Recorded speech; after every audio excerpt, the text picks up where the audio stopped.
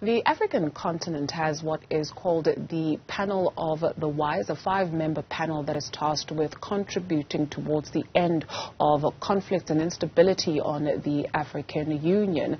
In 2022, it was reinvigorated, and a new panel now sits and is tasked with giving some advice to the African Union in terms of what to do to tackle conflict. Have you heard of it before? Well, let's speak now to Professor Seife Tadelle Kidane, Senior Research Fellow at the Pan-African Thought and Conversation at the University of Johannesburg. Professor Kidane, good morning, and thank you very much for joining us. Perhaps you can just tell our viewers a little bit more about the Panel of the Wise and how exactly it works. Yeah, good morning, and good morning to your viewers. Before we go to the Panel of Wise, it's good just to have, a background and the fundamental importance of peace in the continent. Every society to progress, we need to have, peace and stability and tranquility as a whole. And it is impossible to think logically and even to conduct an interview like this without peace. And fundamentally, it's true. The absence of development in the continent is causing a number of conflicts, and that is one variable. Also, at the same time, instability causes conflicts across the continent and interrupt the livelihood of ordinary citizens. Having said that, this Panel of Wise by African Union had been established for quite some time. It's 5 members from each region. As you well know, that the African Union has this 5 different regions. So each region produce one Panel of Wise, and that is how they conduct they deal different issues regarding peace and stability. And they are also an advisory body for peace and security for the continent. How effective has the Panel of the Wise been over the years? What is your assessment, taking into consideration that there was a break in the work that it had done and a new panel just got appointed now in 2022? It's difficult, unless you have, empirical evidence how they had been engaged, with different conflict in different parts of the continent, just to assess, how they have been doing their business. I can't give you, appropriate information. But, however, I have been critical on this subject for a long time. Having these elites, former presidents, vice presidents, maybe prominent figures in the panel of elite, Panel of Wise is very critical and it's important. But it had never been, widespread or doesn't have, a structure of sub-regional, regional, and national level. But it's undoubtedly, they have done quite a number of significant intervention in the continent. Remember, these are only 5 people from each region, but most job is done by Panel of Wise. And we have been pushing the African Union just to have, a broader approach and to have also not only the elitist approach, only just to select few presidents, rather than to go to academia, civil society, youth, women's, and other structure. Prof, we sit here today and have a Panel of the Wise because of what you have identified as the absence of development causing conflict. So at the heart of conflict on the continent, you have put that down to absence of development. Why has it, or why are we stalling where development is concerned in many parts of the continent? Look, to be honest, there are several factors. Fundamentally, the way in which we conduct our politics, that is the most important one. Also, tribalism, identity politics, geopolitics, foreign intervention, poverty by itself. There are several layers of factors which cause us underdevelopment.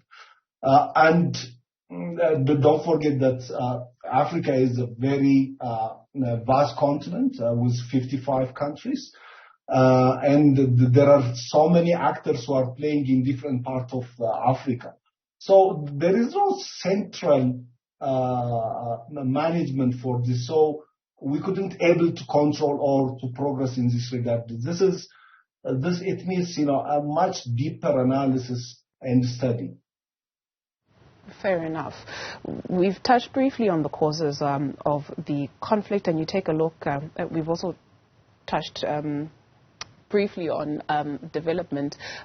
Today we're reporting that in Equatorial Guinea, Africa's longest-serving president has been re-elected. And so in trying to find the solutions, right, in light of a deeper study needing to be done, what can you easily identify, low-hanging fruit, especially when it comes to countries holding each other to account for a common vision? So you take a look at the West African, what has now been called the coup belt. ECOWAS, from the outside looking in, is doing a really good job in trying to discourage that kind of behavior. But can countries do more to hold each other to account, to better the lives of the everyday people that you speak of? Yeah, I think you raised a very important question, to be honest. Because governance is at the heart of instability. Governance, when we say, it's not, Western type of governance, but any governance, or even from African perspective. So it should be done, in an appropriate way. And luckily enough, in 2002, I had been used leader at the continental level. Thabo Mbeki, Obasanjo, and Bouteflika, they brought up a nice idea called APRM, African Peer Review Mechanism. That was just to evaluate, each country, what's going wrong, in other member countries in the African Union. But however, this APRM, it couldn't be effective because of, individual countries who will never be willing just to cede and just to open up and to be evaluated. And one thing is also lacking APRM itself. It doesn't have, carrot and stick mechanism. Whoever does wrong, it doesn't have any punitive action. So APRM, it remains now as a research institute rather than doing, correcting, the governance problem. And you mentioned a good thing about ECOSOC. ECOSOC, pretty much, when you look at different regions in the continent, ECOSOC is doing well, but only from the intervention of military part, ceasing, hostility, and, what do you call it, and recognizing of the military coup and so on. But they couldn't go far just to bring, an instrument which give us, permanent cessation of hostility, or not even to attempt, coups, not to be recognized, as well as not to recognize, a secessionist movement in the continent. These are the main factors which cause us, what do you call it, a perpetual insecurity in the continent. Someone benefits from war, it's definitely not the people on the ground. And so when it comes to conflict, it's rather curious that in some countries there's a lack of development, but there's a proliferation of guns. And you wonder where those guns are coming from, or where the money comes from to fund this instability. In whose interest is it that Africa keeps burning? Yeah, oh wow. Look, this is, we have to dig deeper, most of, Africa is not a producing country of armaments, whether you call it. Maybe I think South Africa has a small portion. I don't think we are buying from South Africa just to kill each other, but we are bringing this armament from outside. So we have to have, a central point of controlling mechanism for the peace architecture of Africa to happen, or to conduct in a proper manner. So also we have to follow, the dots, who is intervening, in the African internal conflicts, who is, triggering these all conflicts, in DRC, Central Republic of CAR, Central African Republic, Sudan, Ethiopia, Ivory Coast, Mali, and so many countries. So we have to identify and we have to bring, a new mechanism to tackle this challenge. Yeah. Prof, thank you for your time this morning. Professor Seife Tadelle Kidane is with the University of Johannesburg.